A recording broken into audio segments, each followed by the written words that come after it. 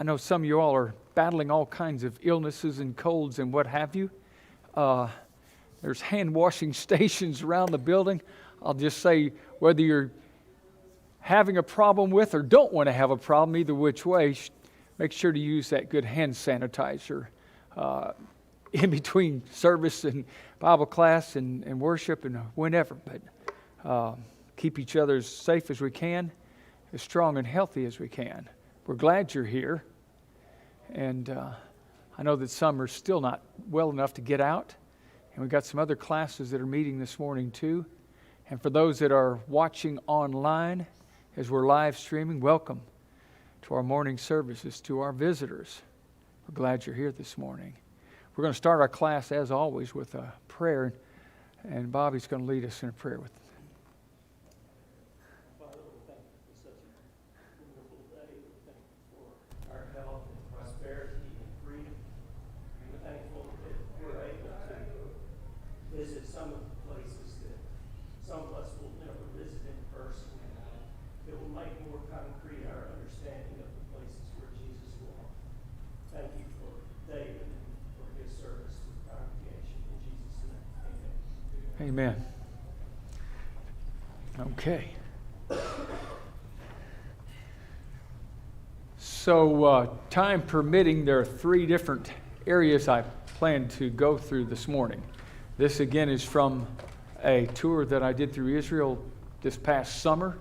And again, for those that are visiting or ever watching online, this is not a show and tell, but this is just an opportunity for us to take a look at pictures and discoveries and archaeological expositions that have just done nothing more than reaffirm our faith and strengthen what's going on. So we're going to continue to look at some of those things. We're looking at Bethlehem. Then a place is called the Church of the Nativity. Obviously, that relates to Jesus' birth, and that's right there in the Bethlehem area. And if we have time, we'll look at the courtyard of Caiaphas. It's a brief piece that I've tacked on at the end of this. But some things that we know about Bethlehem before I get into any of the pictures here. Well, let's go ahead and just flip to one of them anyway. And trying to get my little button to cooperate here. Chris, I'm not getting anything functioning. I'm hitting the next, but I haven't changed the battery a few times.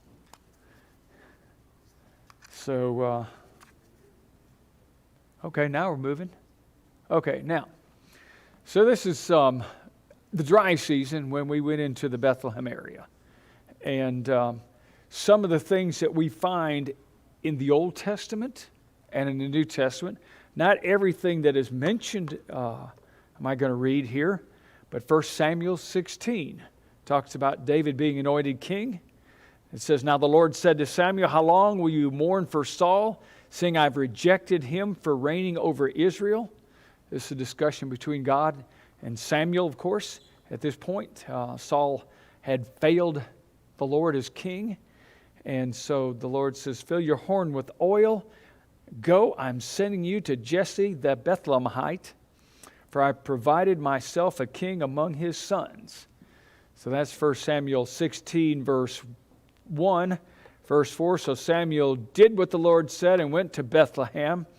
And the elders of the town, of course, coming out and said, 'Do you come peaceably?'" Now, part of that was a fear of Samuel and what might be going on. So they're worried about that. But all that's happening in Bethlehem. Verse 18, talking about David, the son of Jesse, the Bethlehemite, who skillfully plays a mighty man of valor, a man of war. It's interesting that they're mentioning that in the earlier part of his age.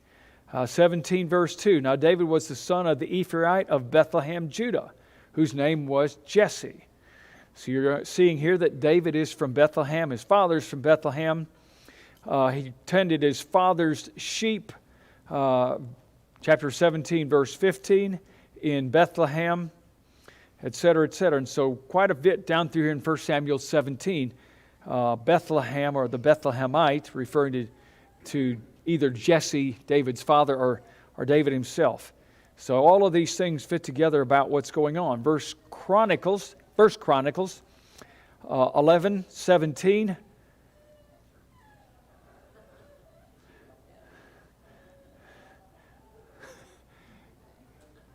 Do what you can there, I guess. Celia. It's been a stressful week for Christy. So, her mom's in the hospital and not doing well at all. So, 1 Chronicles 11:17. David, now this is a different occasion. He is out with his band of men. And I love this verse. Here he's got these soldiers that are out with him that are just willing to do anything for him. And he just happens to utter a comment. He says, "Oh, that someone would give me a drink from the water of the well of Bethlehem, which is by the gate." And no sooner does he do that, the next verse says, "And so 3 broke through the camp of the Philistines, drew water from the well of Bethlehem, which was by the gate, and took it and brought it to David."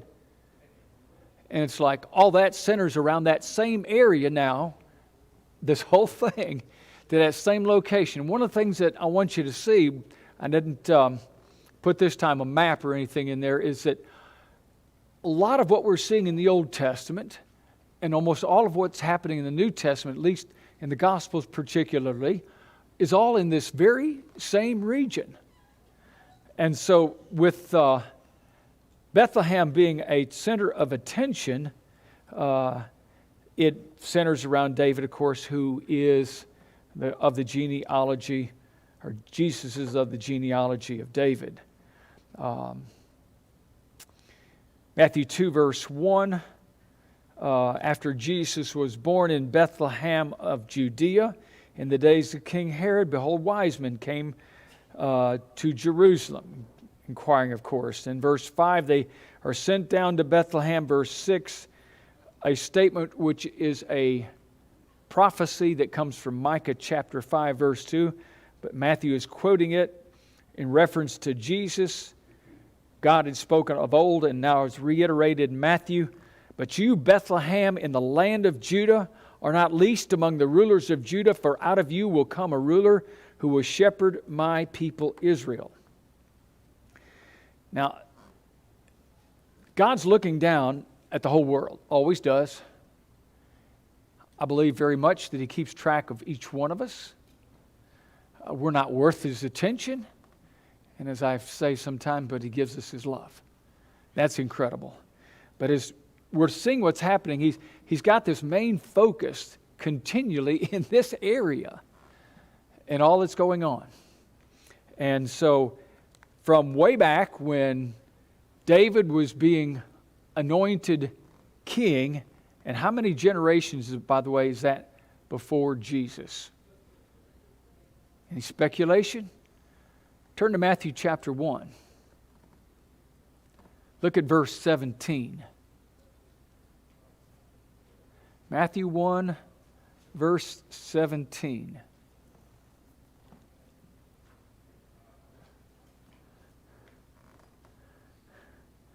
Chris Hollingsworth, you there? Are you in that location on Matthew 1? Yes. I know you got a good loud voice here. Read verse 17 for me, would you? So all the generations from Abraham to David were 14 generations. And from David unto the carrying away to Babylon are 14 generations. And from the carrying away to Babylon unto Christ are 14 generations. Okay. So from David to captivity is 14 generations.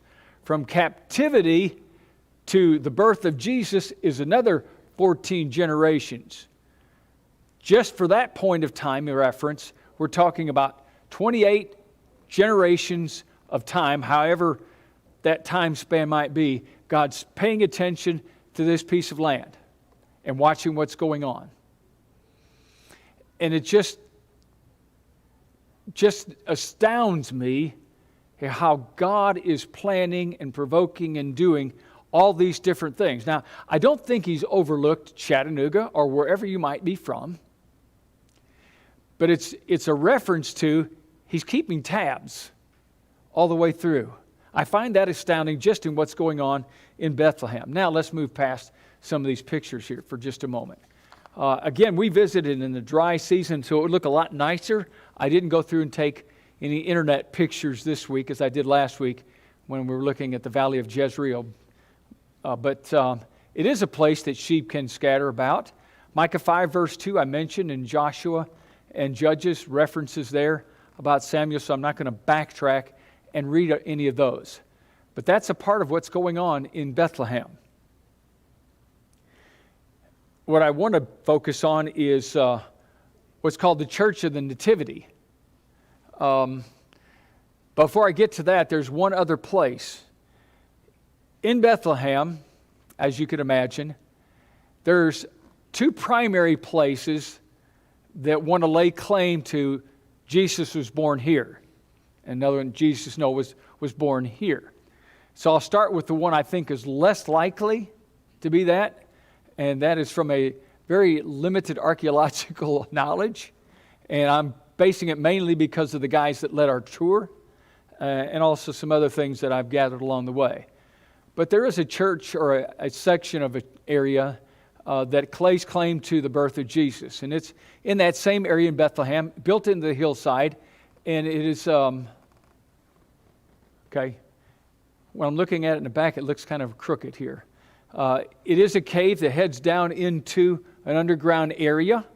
You can see where they have benches set up there. But they do that because they have some form of worship service there on Sundays.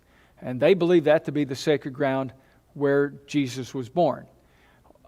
Could it be? Well, point is that it is a cave area, and rather than it being a stable, it's more likely that when he came to the area, the sheep were stabled or the animals were stabled in cave areas, which are back in the area, a little bit drier, a little bit more protected, a little bit warmer in the wintertime or whenever. And so those are things you see. Now, so that's a small area, obviously big enough for several animals to gather, and also for, back in the back, you see a little, what appears to be a wickered area back in the lower left-hand side, or the left-hand side, I guess, where they've got it petitioned off, not really large fence. And they have to actually have some angels, figures of angels hanging up over there. And I believe it's in Latin, Gloria in Excelsis in Deo, over the top of that. But the point is they feel like that's where Jesus was born. Part of what they want to say in addition to that is that in either of the two places, that it is more likely that a cave in the middle of wherever like this is a place that would be, that Joseph would end up having to take his wife, since he's not married to her yet, and have the baby. And it's a situation where the parents are a bit embarrassed about it, and so they choose a place off away from everything else in order for the baby to be born.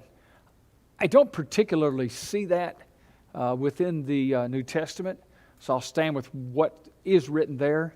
You could suppose that, I guess. But those are some pictures here that deal with that. Then after that, the Magi visiting Jesus stopped off at have a cup of coffee. That's thrown in for our joke for today. I don't always put those in there, but I thought it was kind of funny. Before we had Starbucks, they had Stars and Bucks, or somewhere in the middle. All right? Church and Nativity is the big focus for this morning.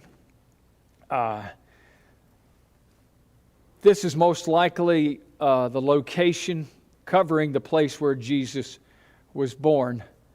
I'm going to stop right here and let you look at this, and I'm going to discuss some of the things here. This place was a holy site, which you're about to see pictures of, before Constantine actually had his mother Helen go down and check on this, or Helena. In 135 A.D., Emperor Hadrian had this site above this area, the grotto, converted into a worship place. So it was a worship place, but now it's converted into a worship place for the place of Adonis, who was the mortal lover of Aphrodite, the Greek goddess. And so it was a sacred place, as people would look at it, way before 135, when Hadrian moved in and disconsecrate, I guess you would say, what they thought was possibly the place where Jesus was born. I have thinking you could read that pretty good. However, the fact that the site was associated already with it being the birth of Jesus, and the fact that the least of in the 2nd century is attested to by early Christian theologian, if you've heard of Origen, if you've done some early church studies. He's a well-known, what sometimes is called a church father, but definitely a theologian who wrote during the early 1st century into the 2nd. And so, or 2nd century rather. And this is the comment that he writes. In Bethlehem, the cave is pointed out where he was born, and a manger in the cave where he was wrapped in swaddling clothes. And the rumor in those places and among the foreigners of faith that indeed Jesus was born in this cave who worshipped and reverenced by Christians. Now there are two things you can take from this. First, and I guess biblically speaking, we know what happened. Regardless if you can ever find a location, and if you do, it's maybe it is and maybe it isn't, as far as 100% proof. And so there's the so what. And it doesn't take away from my faith, not ever having been there. Shouldn't. Just in the knowledge of what the Bible says, establishes and should establish in our hearts that Jesus came down to this earth, as John wrote in John 1:1, and in verse 14, became flesh. And so he was born. Matthew writes about it in Bethlehem, etc. And so we know that took place. And yet, as we're looking at, from the outside in, evidence for others to look at who might be skeptics that what we've been saying all along is true, there's great evidence that that's so.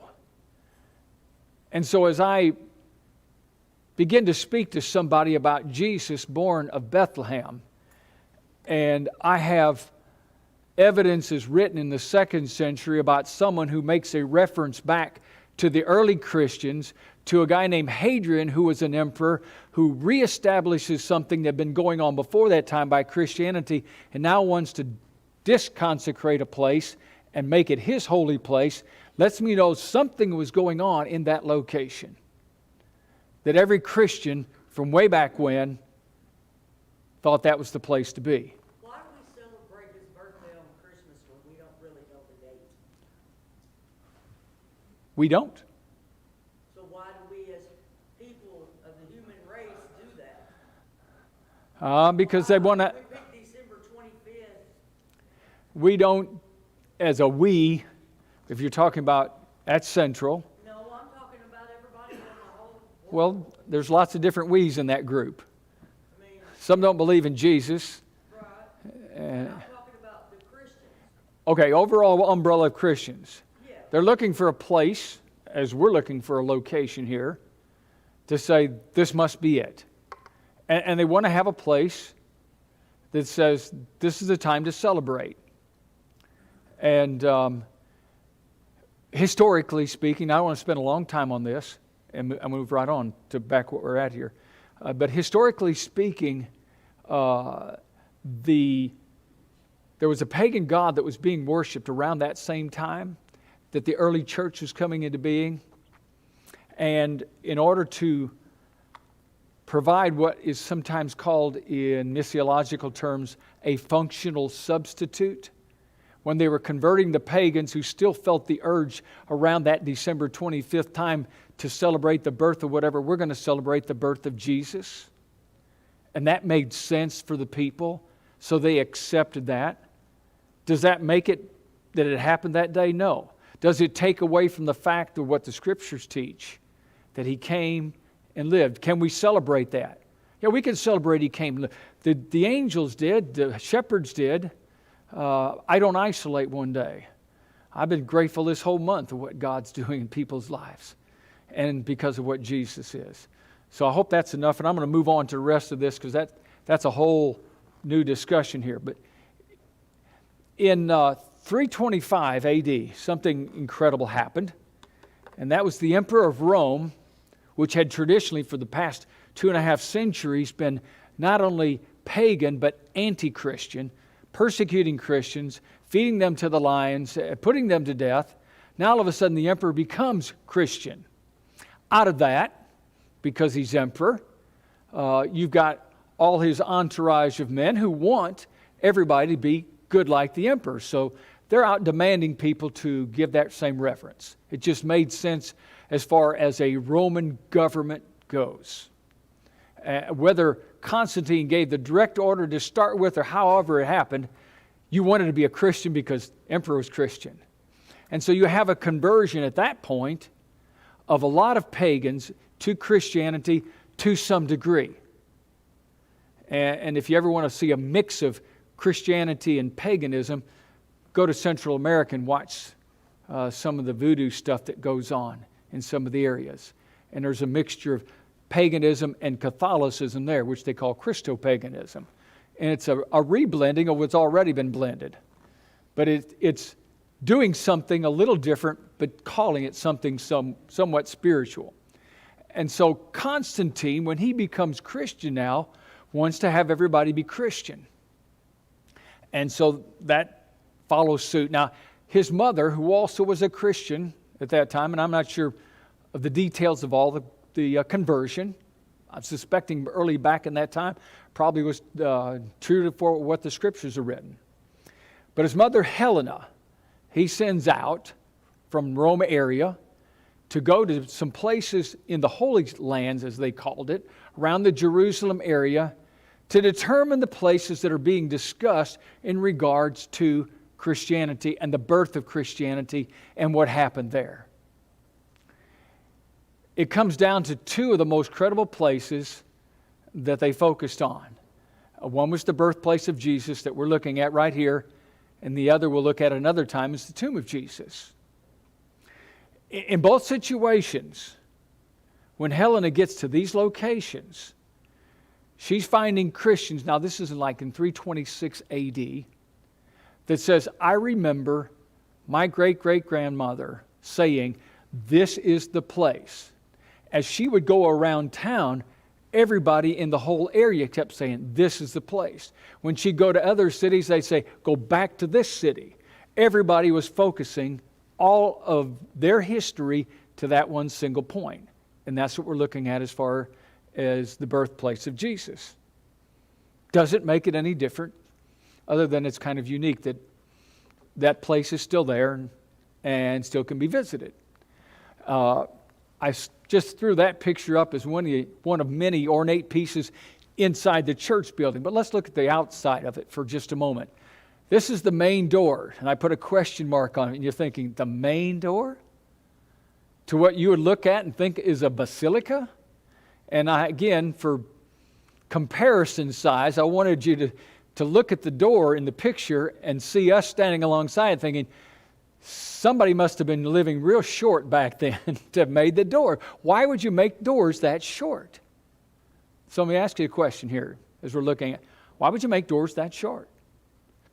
For a church building, is it a short, are they saving money or? You bow as you walk in.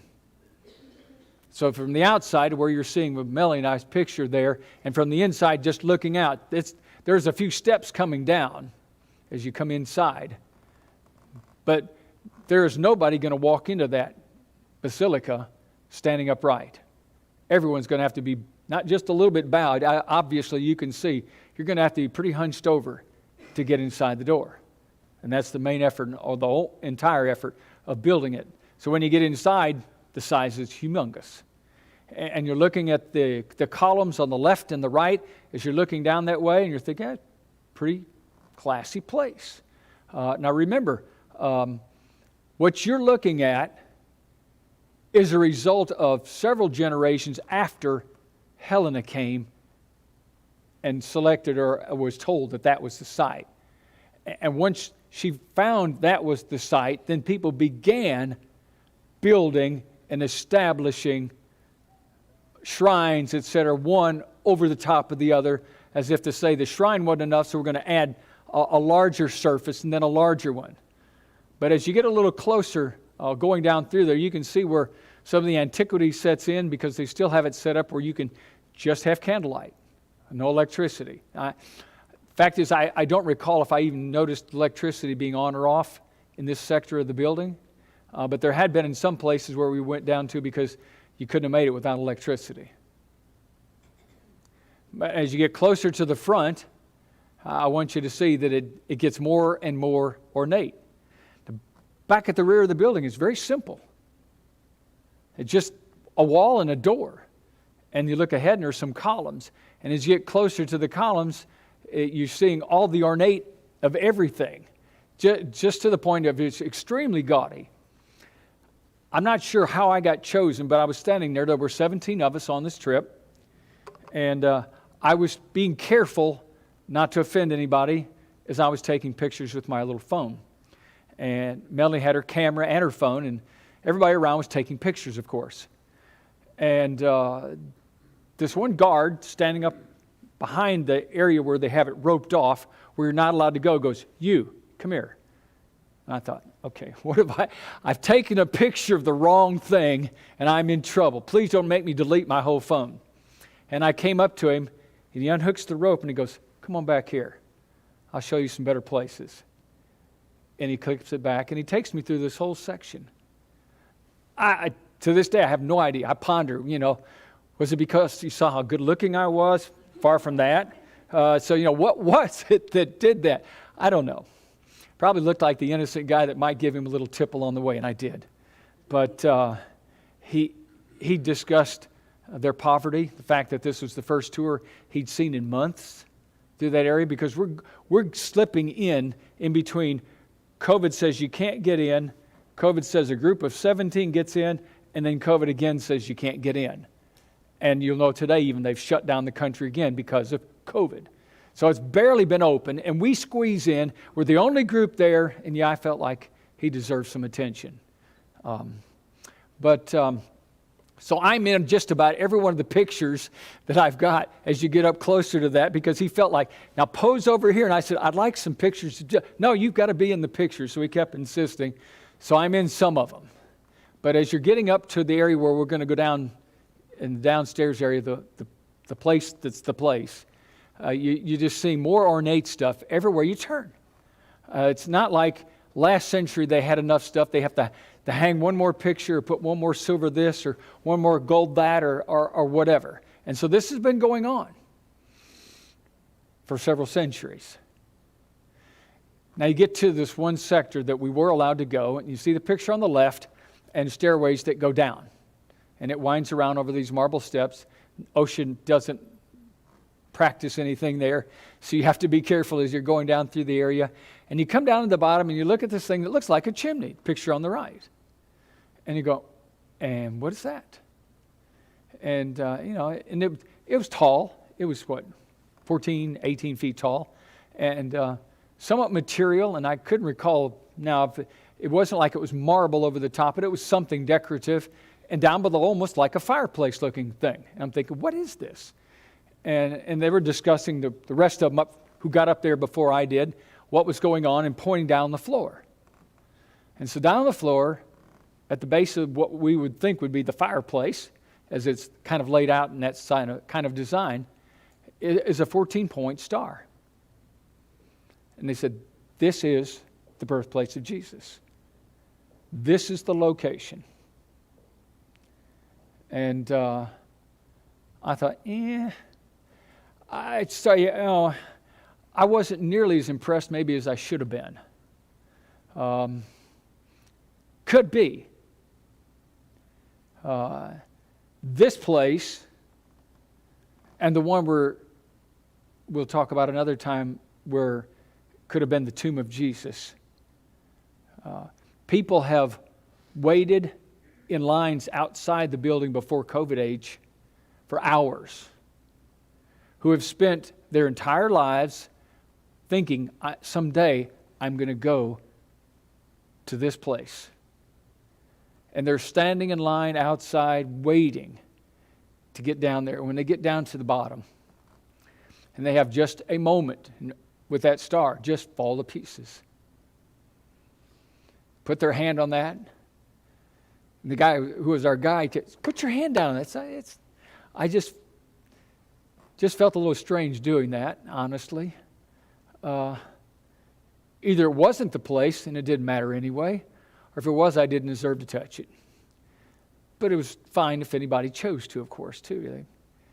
The woman didn't feel like she could touch Jesus, but she reached out and touched his garment and was healed. So there's all kinds of sides of looking at this.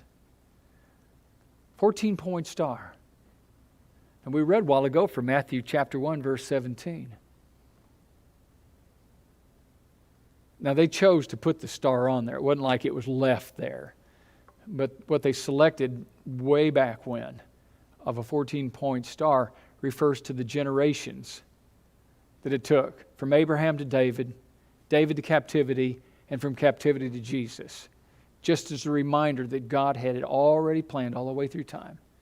Much better than some shining chalice or whatever I thought. Kind of unique. So, the grotto is the oldest site continuously used as a place of worship in Christianity. And the basilica, now built over the top of it, is the oldest major church in the Holy Lands, as they called it. I just clipped this little part out of the internet. In other words, out of Israel areas we're talking about. So it's been around a while.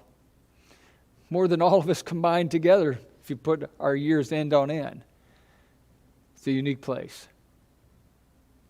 Over the centuries, the surrounding compound has been expanded and today covers approximately 1,200 square meters now. It's comprising 3 different monasteries or 3 different church chapels built around it. One is the Greek Orthodox, one is the Armenian Apostolic, and the third is the Roman Catholic, of which the first 2 contain bell towers built during the modern era. So here we have a very similar situation for those that are going to be here later on when we look at the place where Jesus' tomb is, where churches have come along, exonerating a holy area, built a shrine, built another shrine over that shrine, and then began establishing territorial balances between 3 religious groups, the very same 3, the Greek Orthodox, the Armenians, and the Roman Catholics. And so these 3 share their territory in there. There's one side as we came up out of that that definitely looked different than the others as far as being far more rustic. Now, much of the interior marble flooring was looted in the early half of the 19th century, 1800s, and transferred to other buildings around the region, including the Asharif, which is the Temple Mount in Jerusalem. Anybody know what that is? The Temple Mount. Okay, I'm not sure about that part. It's the gold globe, or gold capsule over the top of an area that's considered the holy place for the Islamic people. It sits in the center of Jerusalem, in the center of where almost all of it belongs to Israel, except for that section that belongs to Islam. There's like a wall dividing the two, or actually an angle piece. In the Rock of the Dome, where the gold temple is considered to be the location of Mount Moriah. Now, Mount Moriah might ring a bell to you, because back in Abraham's time, in Genesis 22, I believe it is, where God speaks to Abraham and says, Abraham, I want you to take your son, your only son, and go up to a mountain, and I'll tell you to sacrifice your son. He goes up there, and it's the mountains of Moriah or Mount Moriah, depending on how you're looking at it in language.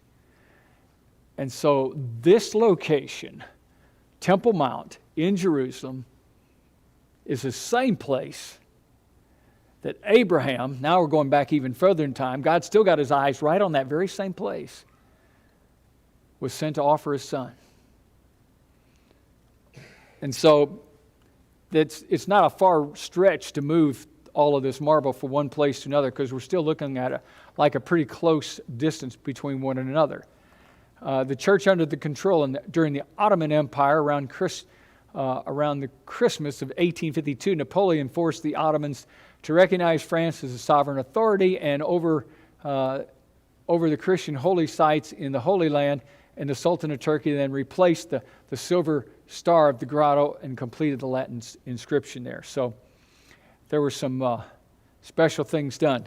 Now, as you're coming up out of that downstairs area, which is not that large at all, so you can just barely fit, our whole group was pretty squeezed as we were in and standing around making space so each one could have a photograph. You come up the opposite side, and you see another doorway, again, a very low door that you've got to either enter in or exit out of by bowing.